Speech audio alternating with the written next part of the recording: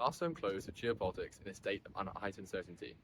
From ongoing wars and uneasy ceasefires to elections reshaping alliances, October to December saw global power centers testing their limits and each other's. As we begin a new term, the question now shifts to what comes next, whether conflicts escalate or fall apart, whether diplomacy holds, and how global politics will shape everyday life far beyond capitals and summits. The final months of 2025 were dominated by conflict management rather than conflict resolution.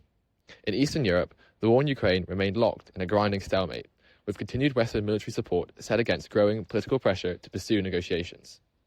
In the Middle East, ceasefire efforts remained fragile. While large-scale escalation was avoided, diplomatic efforts struggled to translate into lasting political settlements, keeping the region on edge as humanitarian concerns mounted. I would definitely say the most significant event of last year was Donald Trump's inauguration and presidency.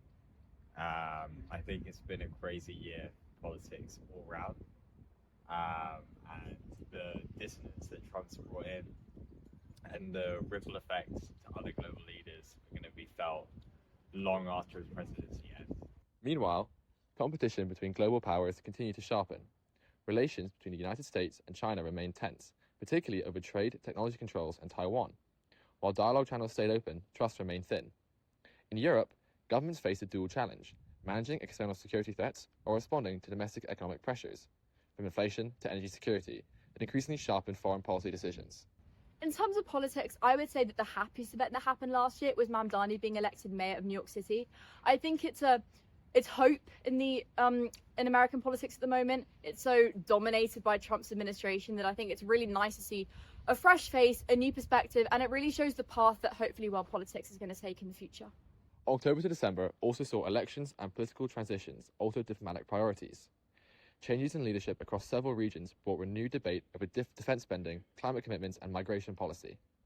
At the same time, international institutions faced criticism for struggling to keep pace with fast-moving crises, raising questions about whether global governance structures remain fit for purpose. I think in the UK, the most significant event that we saw was the sort of raise the flag protest in the summer. I think in that we saw how divisive politics and just sort of the British public has become, and I think it's quite revealing of what we're heading into in terms of divisiveness and how the politics of the UK is shifting.